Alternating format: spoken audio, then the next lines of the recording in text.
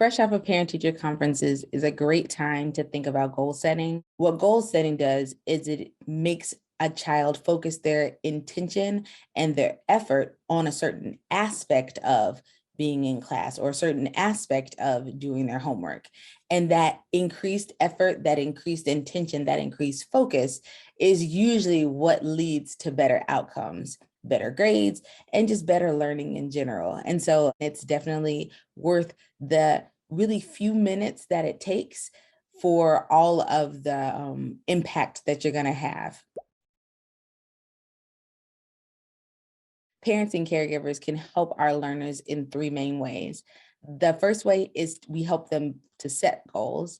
The second way is to help them monitor their progress towards reaching their goal. And the third way is to celebrate their progress and their success in attaining their goals. When we think about setting goals, there are a lot of different strategies that we can use. And today we're going to focus on one strategy called W.O.O.P. And I promise I'm not going to make any jokes like W.O.O.P that. Okay, I actually am going to make a joke.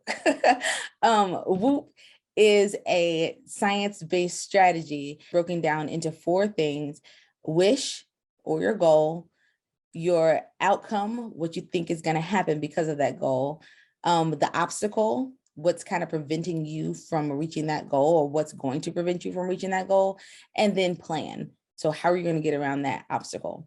And so let's just take a look at what this W.O.O.P goal setting process looks like in real life.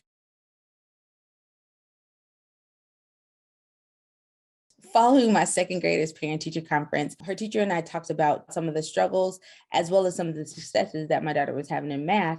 And we both realized that one of the major things that was tripping her up was her lack of fact fluency. So when Naomi and I sat down, we started with, what is your wish? Like, what do you wish to see happen in terms of math? And Naomi shared that, she felt like she basically knew what she was doing, but there were some facts that she didn't know. And because she didn't just know them right off top, then she had to start figuring them out. And sometimes she made mistakes in counting. The thing about the wish, or the thing about the goal, is that you want to be as specific as possible. And so going into the conversation with my scholar, I knew that the big goal was to get better at math, but that wasn't going to be specific enough for this W.O.O.P process. So we wanted to get even more specific and say, what would it look like for her to get better at math? And then that's how we settled on just knowing the nines and the doubles facts. When you're doing this first step, you want to think about a goal that can be reached in about 3 to 4 weeks. So we're talking short-term goals. And we want to take big things like, I want to be better at math, and break them down into bite-sized pieces that are achievable.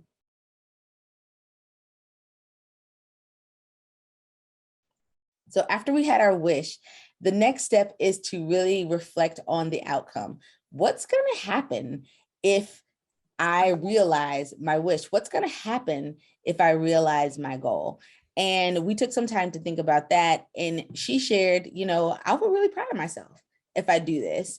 And I won't be so frustrated, or I won't have so many problems when I try to do math, both at school and at home. Sounds good to me. And if they just kind of like, what will happen if I do it? I mean, it'll be cool.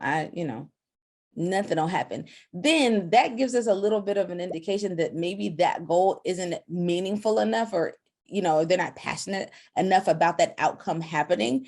And so that might lead to some motivation issues in the next couple of weeks as we try to work towards that goal. So maybe we need to change the goal, or it might just be that we need to dig a little deeper to figure out why accomplishing that goal or realizing that wish is so important to them. So it is as important for them to say why they want to achieve the goal as it is for them to specify what goal it is they want to reach or what wish they have.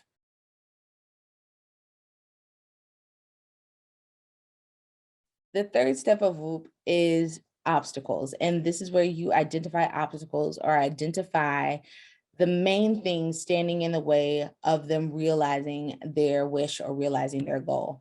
In our case, when we talked about the obstacle, my daughter was pretty forthcoming, saying that the main thing that was keeping her from practicing every single day was wanting to watch TV instead, or wanting to play with her brother and sister. So by identifying the obstacle, then we can move straight into the last step of W.O.O.P, which is to plan. And you can make a plan to address the obstacle or to overcome the obstacle before it even happens. One frame that's really helpful when we are thinking about our plan is the when then frame. And so when I am tempted to just watch TV instead of practice my math facts, then I'm going to just set a timer for 5 minutes and I'm going to play this dice game. It's going to help me practice my facts. And I'm going to do that before I even turn the TV on. So I know what's going to distract me and I have a plan to do something so that I get the practice that I need. And I can do that right before I do the thing that I want to do, which is watch TV in this case.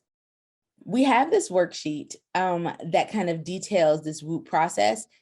It's really important that you commit this to paper somewhere, just because it'll be a good point of reference for both your scholar and for you. But, using any particular format or anything like that is not the most important thing. W.O.O.P is an effective strategy and just one way that we as parents and caregivers can help our scholars to set goals. Once the goal is set, then the next step is to monitor progress. And monitoring progress just looks like setting some dates and some times to check in and just ask questions. How is it going towards meeting our goal? Do you think you're going to make it? What is going well? And also what's not going well? What things might we need to change?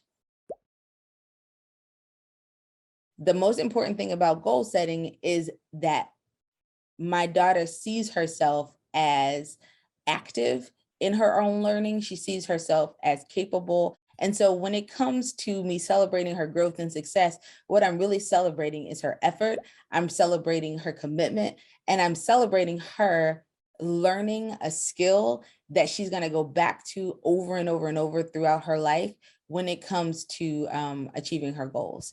And so however your learner likes to be celebrated, make sure you stamp the occasion, make sure you highlight the fact that they've gone through this goal setting process and that they've achieved some level of success.